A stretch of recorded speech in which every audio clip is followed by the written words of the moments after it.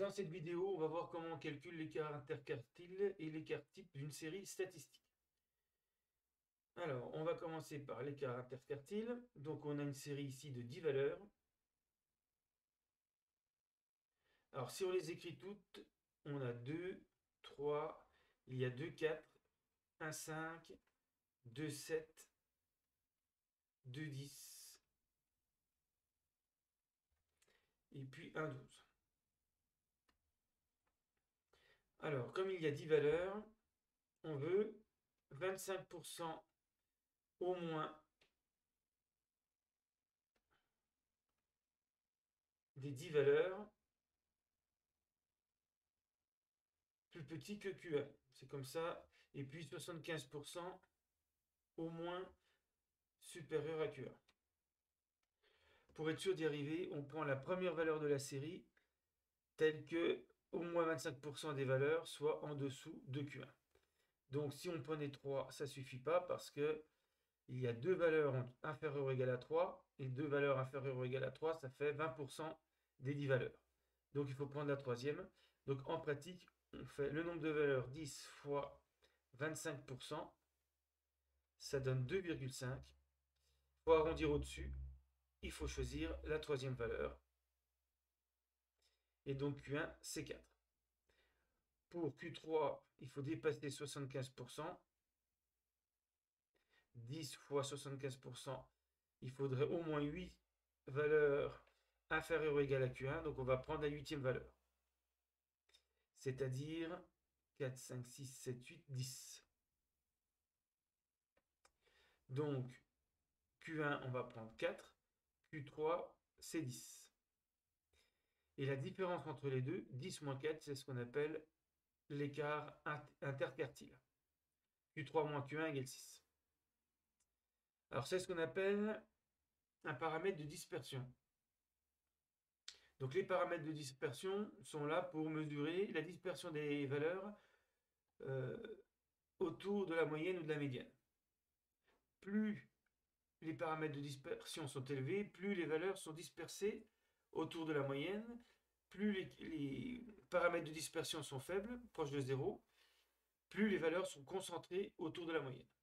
Alors, on calcule plutôt pour mesurer une dispersion l'écart type. Donc on va voir comment on calcule l'écart type.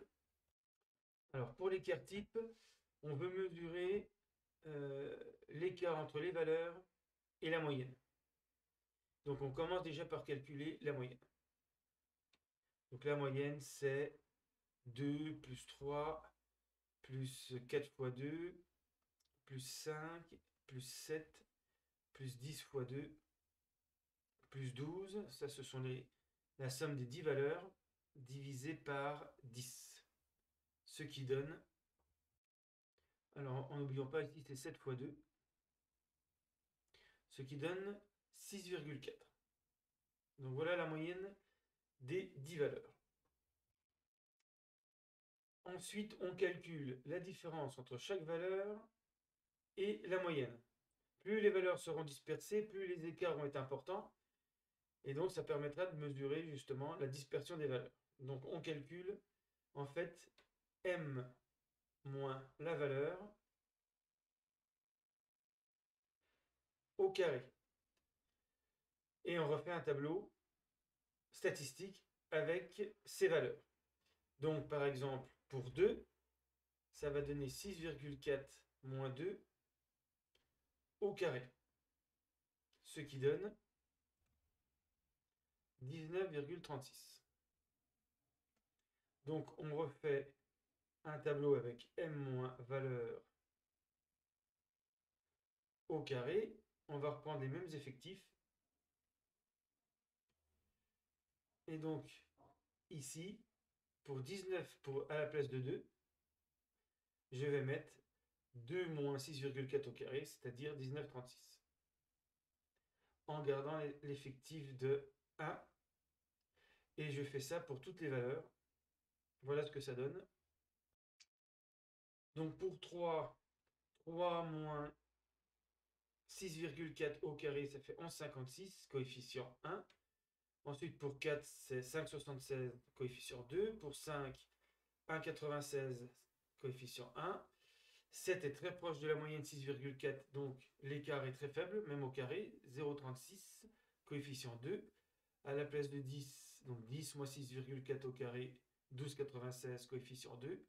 Et puis 12, qui est le plus éloigné des valeurs de la moyenne, c'est 12 moins 6,4 au carré, qui donne 31,36, coefficient 1. Donc là, on a la série statistique des écarts des valeurs avec la moyenne, des écarts au carré. Maintenant, on va pouvoir calculer la moyenne. Ça sera une sorte de moyenne des écarts avec la moyenne, des écarts au carré avec la moyenne. Et c'est ce qu'on va appeler la variance. Donc la variance, c'est 19,36 fois 1, plus 11,56 fois 1, plus 5,76 fois 2, plus etc. jusqu'à 31,36 fois 1, le tout divisé par 10. Ce qui donne une moyenne pour cette série de 10,24. Donc c'est ce qu'on appelle la variance. Alors le problème, c'est qu'on a pris des carrés. Donc si les valeurs, je ne sais pas, c'était des centimètres, on se retrouve avec des centimètres carrés pour l'unité de la variance. Eh bien, pour ramener à la même unité que les valeurs, on prend la racine carrée. Et c'est ça qu'on appelle l'écart type. L'écart type, c'est la racine carrée de la variance. Donc racine carrée de 10,24, ce qui donne un écart type de 3,2.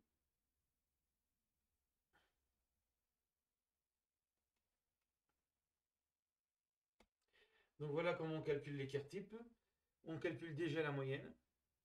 On remplace les valeurs par la différence des valeurs avec la moyenne au carré. On obtient un nouveau tableau statistique. On garde les mêmes effectifs. Donc 2 est remplacé par sa différence avec la moyenne au carré, etc. On fait la moyenne de ce tableau statistique. C'est ce qu'on appelle la variance.